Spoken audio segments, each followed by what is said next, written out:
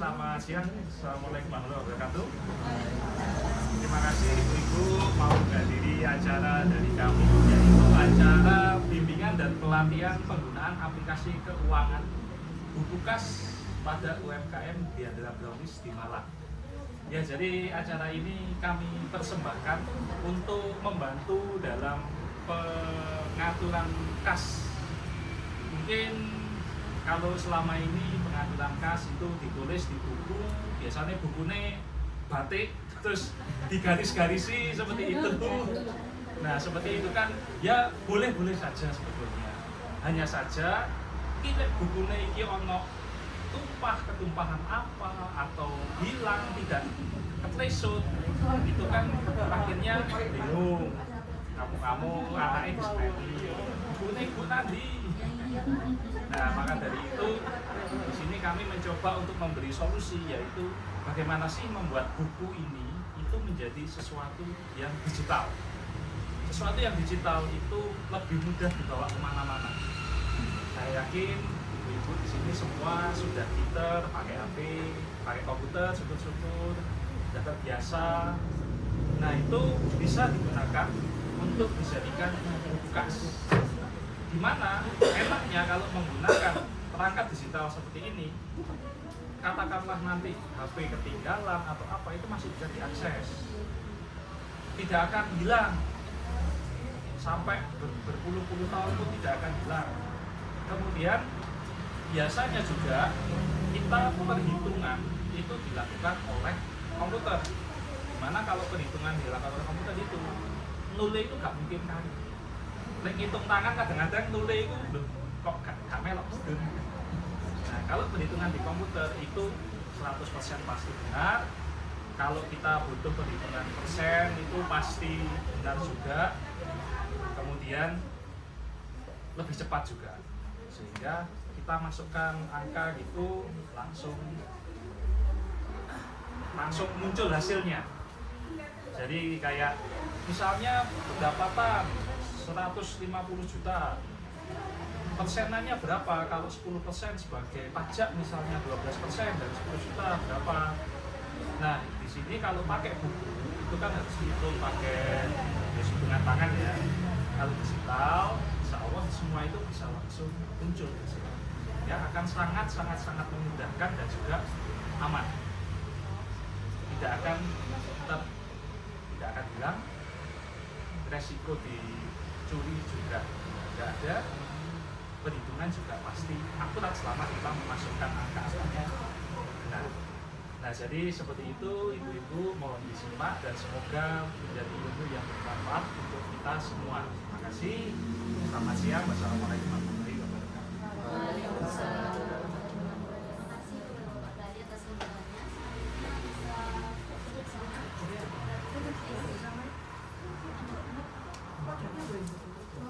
Sebelum sini, Mas, suaranya Mas. Oh, mana? Loh, ini saya bawa. Iya, udah ini. Nah, soalnya apa kok? Kan udah tinggi. Itu. Ininya? Espresso-nya? Sudah. Pasnya diletakkan. Ini jelas. Ya, gambar. Sama aja. Terus kok nggak maju? Iya kipasnya. Cukup dipasang sini. Baik, akan saya pandu. 1, 2, 3. 1, 2, 3. Nanti kayak Ini boleh, boleh dibahas. Boleh memang ya sih. Ya bebas. Ya, boleh. Ya bebas. 1, 2, 3. 1, 2, 3. Oke. Terima kasih. Jadi Sumbernya. Ambil di sini, Pak. Ya ini kan mau dijelaskan banyak.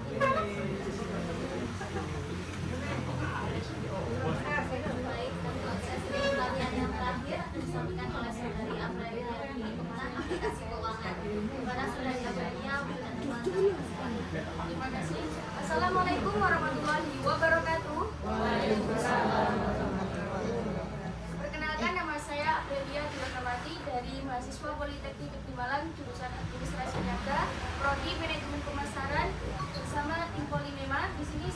membahas mengenai aplikasi keuangan. Nah, sebelum itu ada beberapa poin penting yang ingin saya sampaikan. Di sini ada yang pencatatan keuangannya sudah rapi, sudah di aplikasi mungkin belum. Oke. Yang pertama, mengapa penting mencatat keuangan? Nah, ini sebenarnya menjadi hal yang sederhana ya, tapi memiliki dampak yang sangat besar bagi keberlangsungan usaha kita. Nah, kalau kita nggak catat, kita nggak akan tahu dari penjualan segini untungnya seberapa, sisanya seberapa. Misalnya, kita jualan cireng 100 bungkus dengan harga 5.000 misalnya, maka omset kita di hari itu 500.000. Kelihatan gede kan? Tapi kalau kita hitung lagi, misalnya untuk biaya bahan bakunya sendiri 200.000, transportnya 20.000, kemudian misalnya gas dan minyak habis 30.000, kemudian apalagi plastik 10.000. Nah, kalau kita hitung mungkin untungnya cuma 240.000. Nah, kalau kita tidak hitung, kita akan fokus di angka besarnya aja, padahal yang penting adalah sisa bersihnya. Oke, yang kedua, pisahkan keuangan pribadi dan keuangan usaha. Nah, ini biasanya sering terjadi oleh ibu ini, uang hasil jualan dipakai dulu buat beli sampo, beli sabun, dan kebutuhan lainnya. Ya lama-lama uang usaha malah jadi ludes. Awalnya niatnya cuma minjem, tapi karena nggak dicatat, jadi kebiasaan, akhirnya kita sendiri yang bingung. Uang hasil usaha kemarin kemana ya, padahal udah habis dipakai buat kebutuhan rumah. Nah, kalau terus-menerus kayak gini, usaha kita nggak akan bisa berkembang. Makanya penting banget buat mulai mencatat keuangan agar kita bisa mengetahui berapa uang yang masuk, berapa uang yang keluar untuk usaha, dan berapa uang yang seharusnya kita pakai untuk kebutuhan pribadi. Sebetulnya nggak harus ribet kok, cukup pakai kertas misalnya atau aplikasi sederhana. Yang penting adalah konsisten. Yang ketiga, bantu dapat modal usaha. Wih, pasti kita kan mau ya usaha kita berkembang. Sekarang kan banyak program pendanaan, misalnya pinjaman koperasi, bank, bahkan pemerintah. Nah, syaratnya harus memiliki laporan keuangan. Kalau kita datang ke koperasi atau lembaga keuangan lainnya, terus kita ditanya punya laporan keuangannya, kalau kita jawab nggak ada, tapi tiap hari rame kok, jadi mereka bakal ragu. Tapi kalau kita tunjukin walau sederhana, misalnya laporan pemasukan harian, laba bersih, atau biaya produksi, nah itu bakal jadi nilai pertimbangan, dan mereka akan lihat kita itu serius, usaha kita sehat, dan tentunya dapat dipercaya. Yang terakhir, evaluasi dan perbaiki usaha. Nah, kalau kita nggak catat, kita nggak akan tahu sebenarnya usaha kita itu lemah di mana, kuat di mana. Misalnya kita jual 3 produk nih, ada cookies, ada nastar, sama ada keripik kentang misalnya. Untuk nastarnya penjualannya rame, tapi untungnya kok sedikit. Sedangkan cookies penjualannya sedang, tapi untungnya lumayan. Sedangkan yang keripik kentang udah bahannya mahal, lama masaknya, malah justru rugi. Nah, dari situ kita bisa lihat dan ambil keputusan, oke, kita fokus di cookies dan nastarnya dulu deh. Untuk keripik kentangnya kita stop dulu, atau kita cari supplier yang lebih murah untuk bahan baku kentangnya. Nah, kalau kita punya data real time-nya, kita akan lebih mudah dalam mengambil keputusan. Oke, setelah tadi ngobrolin tentang pentingnya pencatatan keuangan, di sini saya akan mengenalkan sebuah aplikasi yang bernama SiApik. Udah pernah tahu SiApik? Oh, sudah menggunakan? Iya. Oke. SiApik merupakan aplikasi dari Bank Indonesia yang dikhususkan untuk kita, para UMKM, agar lebih mudah dalam mengelola keuangan, yang tentunya gratis. Nah, manfaat lebih dari SiApik ini apa sih? Yang pertama adalah ajukan pinjaman atau bantuan modal usaha, yaitu kan kalau kita rajin untuk mencatat keuangannya, nanti di situ ada laporan posisi keuangan. Kemudian mendorong UMKM naik kelas dan menghemat waktu dan juga biaya tentunya. Kemudian apa saja yang bisa dicatat oleh SiApik? Yang pertama adalah pemasukan dan pengeluaran harian. Yang kedua, aset usaha. Yang ketiga, catatan utang piutang, dan terakhir adalah laporan laba rugi otomatis.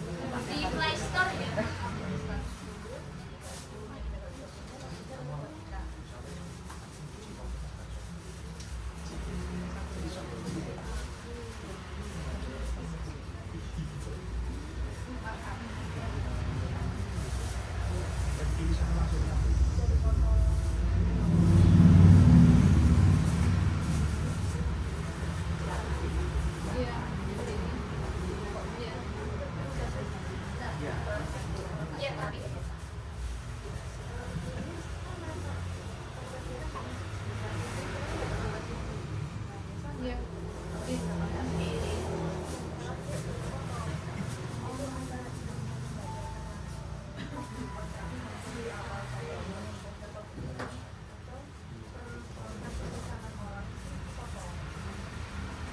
Ada yang sudah bisa belum? Apik yang Si Apik BI. Si Apik.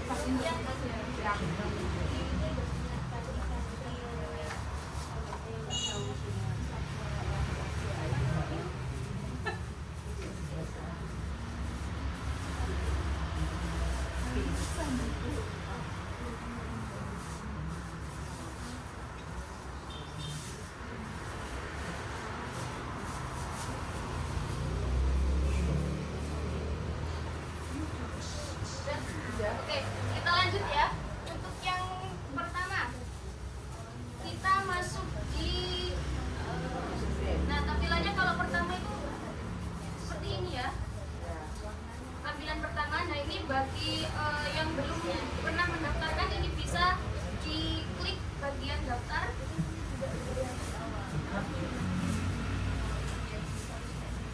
Di sini ada syarat dan ketentuan yang bisa kita setujui sebelum membuat akun. Bisa di checklist di bagian bawah sendiri.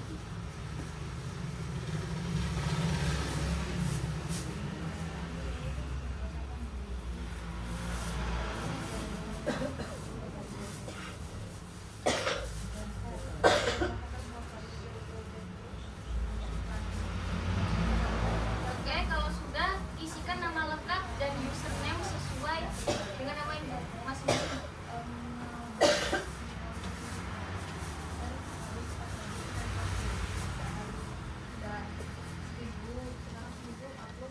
Makasih ya. Kemudian bisa diisikan email, nomor identitas, nah, nomor identitas ini perlu diisikan ya, soalnya nanti kan ada password, terus kemudian kita login, nah itu buat sinkronisasi lah.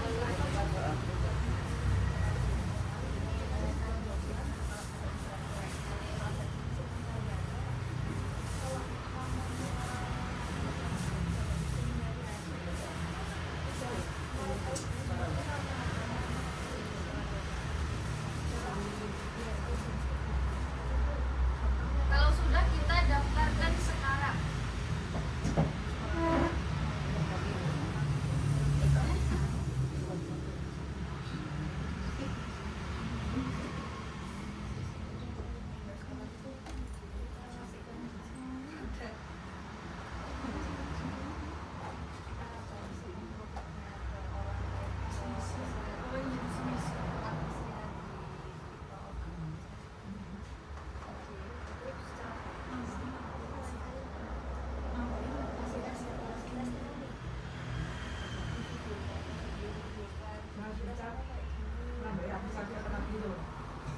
Siapa tahu ada lagi selain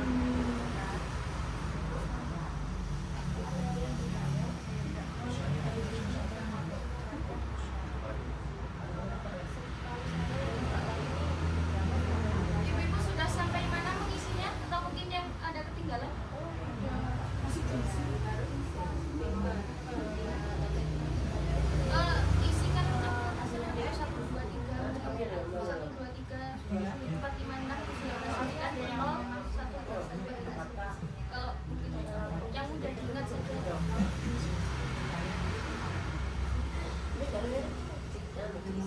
Iya, nanti buat sinkronisasi kalau kita untuk membuka.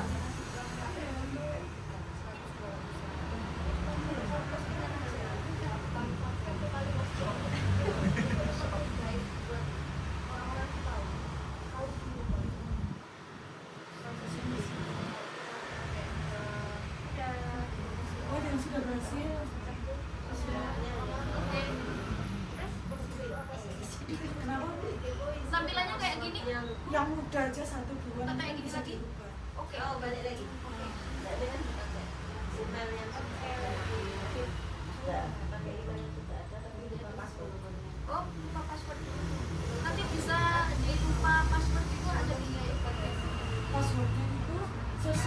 password email atau password Password yang baru aplikasi password baru. Jadi kalau dia yang pakai password sendiri.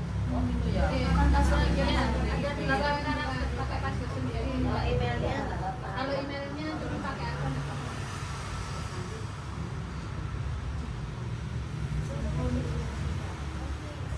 Ya.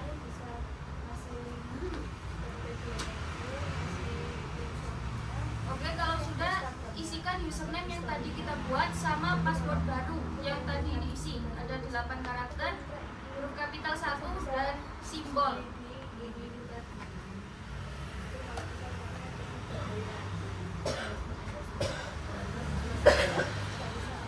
Nah, setelah selesai itu tampilannya seperti ini untuk tampilan awalnya. Di sini ada tambah, itu bisa kita tambahkan. Kita klik OK.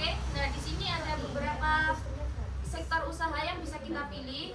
Untuk kali ini kita coba untuk manufaktur. Nah, yang pertama ini ada logo usaha, ini kalau ada bisa ditambahkan. Kemudian isikan nama badan usahanya, alamat badan usaha,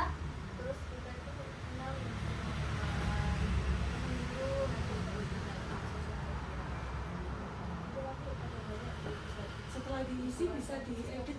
bisa. Oh, berarti bisa diisikan apa? Bisa Iya, nanti informasi perusahaannya bisa di. Nah, untuk provinsi, kabupaten, kecamatan itu sudah ada drop down listnya, jadi nggak usah ngetik, tinggal mencari saja. Saya kurang tahu kalau yang PKN dan bayar dulu. Soalnya pasti di awal-awal. Terus yang paling gampang buat di sekarang itu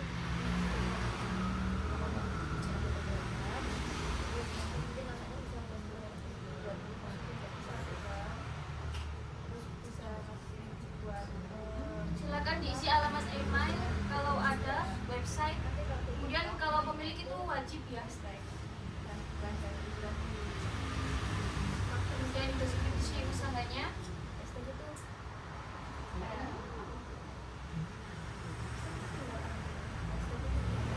Dan nomor KTP yang tadi kita buat di awal. Oke.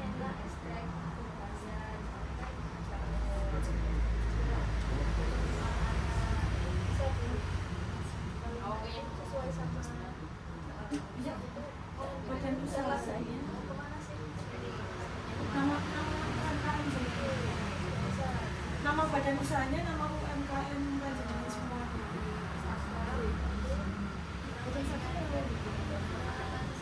Passwordnya sih ya di karang yang muda itu satu dari kalau di mana biar nggak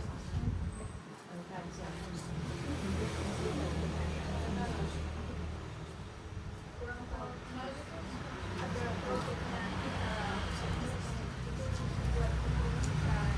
Jadi proyeknya udah kemarin.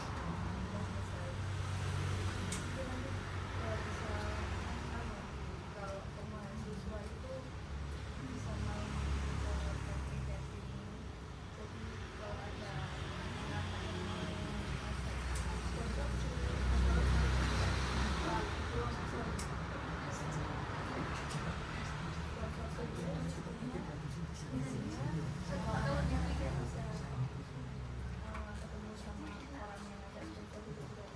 ada yang masih kesulitan ibu-ibu untuk pengisiannya yang muda aja Bu.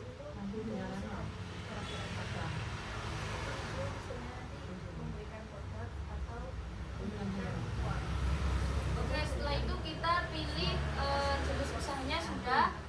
Kemudian periode awal transaksinya kita buat di 2025. Nah, setelah tampilannya sudah selesai, itu seperti ini, ada usaha kita yang tadi. Kemudian di sini ada tambah lagi, itu kalau kita punya usaha yang lebih dari satu, kita